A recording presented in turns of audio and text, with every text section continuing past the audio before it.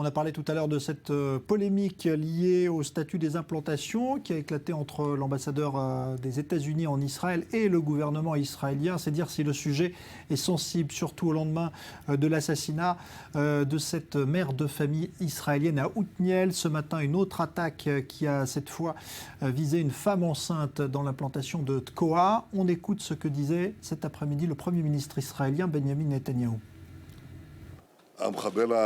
Le terroriste qui a tué hier Daphna Meir, qui a élevé avec son mari 6 enfants, ce terroriste sera arrêté. J'envoie mes condoléances à la famille et à tous les enfants. Tout le peuple d'Israël vous soutient.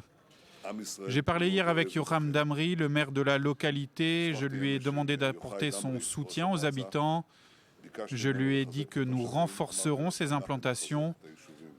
Tous ceux qui tenteront de nous faire du mal, nous les traduirons en justice. Nous trouverons ce terroriste et il paiera le prix pour ses actes.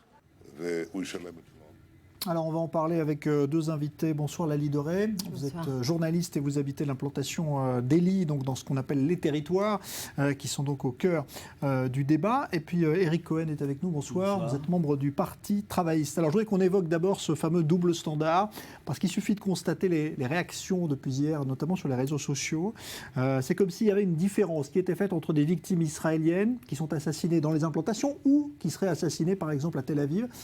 Est-ce que vous êtes d'accord? D'abord, est-ce que vous constatez aussi ce double standard? Est-ce que vous le dénoncez, Lali Doré? Il suffit de suivre un peu l'actualité. Moi, ce matin, j'ai entendu parler d'un attentat qui avait lieu dans la localité de Tkoa, où une femme enceinte donc, a été poignardée. Donc, je me rue sur ma télévision pour aller avoir des informations. Et là, je tombe sur une émission culinaire. Ça veut dire que les programmes ne se sont pas arrêtés, personne n'a pensé à faire une émission spéciale pour parler de ce drame-là. Même chose hier avec l'assassinat de Daphna Meir. Les émissions se sont poursuivies normalement. Il y avait. Vous voulez dire que même en Israël, on fait même aussi en Israël, ce double standard. C'est pour ça que c'est ce qui fait le plus de peine. La France, le monde, on s'y est un peu habitué. Mais lorsqu'en Israël ça a lieu aussi, ça fait beaucoup de peine. Et donc, en fait, heureusement qu'il y a les réseaux sociaux, parce que grâce aux réseaux sociaux, on a enfin pu savoir qui était cette Daphna Meir, donc cette infirmière, mère de 6 enfants, en fait mère de 4 enfants qui en avait adopté 2, elle-même adoptée. Une infirmière qui travaille à l'hôpital à Be'er Sheva, qui a étudié l'arabe pour pouvoir donner le meilleur service à ses patients arabes. On a pu apprendre aussi que la femme poignardée ce matin, enceinte de 8 mois, donc, a vu ce jeune homme de 15 ans se promener dans sa localité. Il avait l'air un peu perdu, elle a voulu l'aider. Et c'est à ce moment-là qu'il l'a poignardé. Toutes ces choses-là, on ne les a pas sues sur le moment. Et je me rappelle de ce qui s'est passé vendredi, il y a 2 semaines vendredi, lorsqu'il y a eu un attentat à Tel Aviv, où tout s'est arrêté. C'est-à-dire que les journaux télévisés se sont concentrés sur cette actualité et c'était justifié, bien entendu. Et on en a entendu parler pendant 3-4 jours. C'était complètement... Donc, il y a 2 poids 2 mesures, il existe. Maintenant, je ne vais pas pleurer pour ça, je vais pas me plaindre, on n'en est pas là. Mais je pense qu'en effet, lorsqu'il y a un mort, il faut en parler, il faut lui donner la place qu'il mérite. Et là, j'ai l'impression qu'on a raté le coche sur ce point de vue-là. Il y a 2 poids 2 mesures ou pas, Eric Cohen, sur vous? Oui, et pourquoi? Parce qu'il faut essayer de comprendre pourquoi. Pourquoi est-ce que les Israéliens font cette distinction, justement? D'abord, si vous me permettez, je voudrais présenter mes condoléances à la famille de Daphna Meir qui a été sauvagement assassinée hier à Othniel. Et sur ce point, je vais être très clair. Il n'y a pas de différence, il ne peut pas y avoir de différence, il ne doit pas y avoir de différence entre le sang et le sang, entre un juif poignardé, que ce soit à Tel Aviv, à Othniel ou ailleurs en Israël. Ce sont les mêmes terroristes qui cherchent à tuer des juifs et eux, ils ne font pas de différence entre un juif et un autre juif. Et il ne faut donc surtout pas, nous, tomber dans le piège de la séparation. Face au terrorisme, nous sommes tous unis, dans une même douleur, dans un même combat. Et sur ce point, je dois signaler avec regret la politique du gouvernement de droite aujourd'hui, à l'instigation de Netanyahou, qui au lieu de rassembler, qui au lieu d'unir les cœurs et les esprits dans ces heures vraiment très difficiles pour tout le peuple d'Israël, au lieu de cela, on voit qu'il sème la discorde, il sème la division, comme s'il y avait vraiment une différence entre une personne assassinée à Tel Aviv ou une personne assassinée à Otniel, une personne assassinée à Kiryat Arba et une personne assassinée à Beersheva. Il n'y a pas de différence. Et ça, c'est terrible. Et il y a une raison à cela. Parce que derrière cela, derrière vraiment ce faux débat, je pense que c'est un débat tout à fait désolant. Derrière ce faux débat, il y a en fait un écran de fumée qui vise à cacher, à occulter le vrai problème. Le vrai problème, c'est que M. Netanyahou, qui s'est présenté comme Monsieur Sécurité, qui a dit qu'il était fort face au terrorisme, M. Netanyahou, on voit les résultats. Les résultats, on doit les juger sur les actes, sur les faits, sur le terrain. Les résultats sont absolument navrants, absolument désastreux. Les familles israéliennes aujourd'hui ont peur d'envoyer leurs enfants à l'école. Les gens ont peur d'ouvrir leur maison.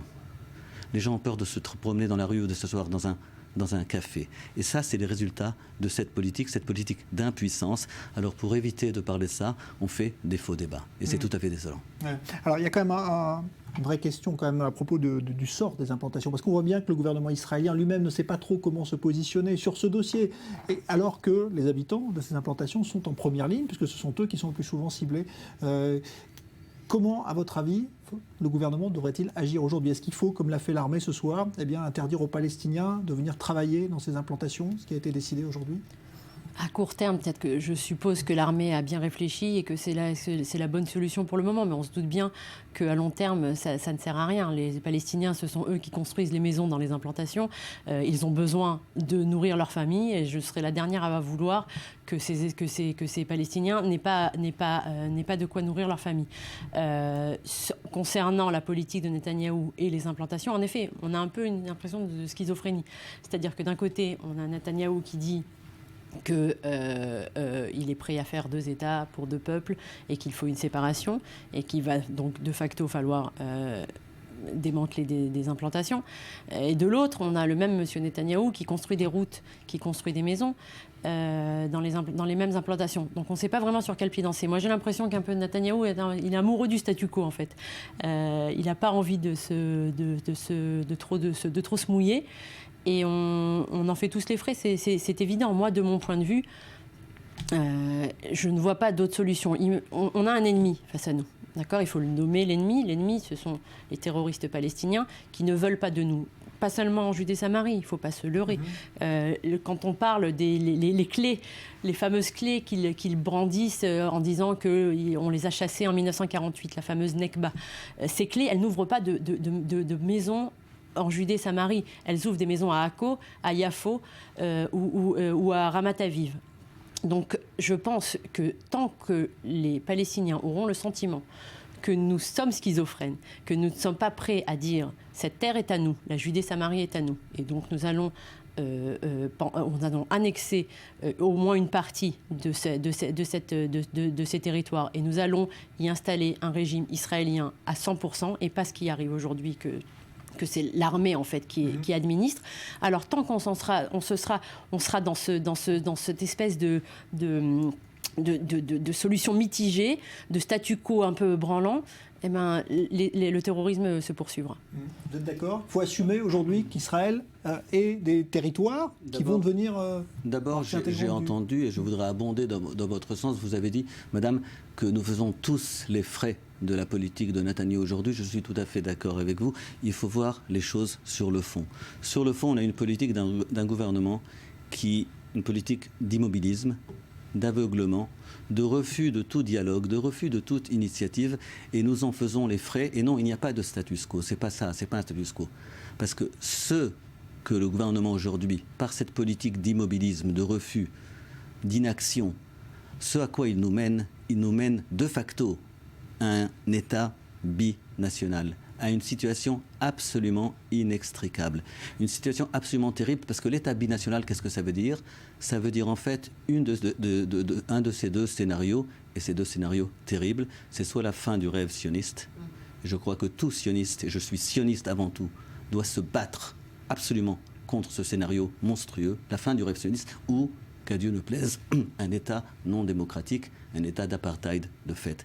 C'est ça à quoi nous mais sur mène les la implantations, politique. qu'est-ce qu'il faudrait faire à votre avis? Qu'est-ce que vous préconiseriez? Parce que finalement, on voit bien que ces implantations ne sont pas là pour être démantelées dans leur ensemble. Vous savez, ce qui est malheureux dans ce genre de situation, c'est que le résultat, la solution, elle est écrite depuis bien longtemps. C'est évident qu'il va falloir faire un compromis.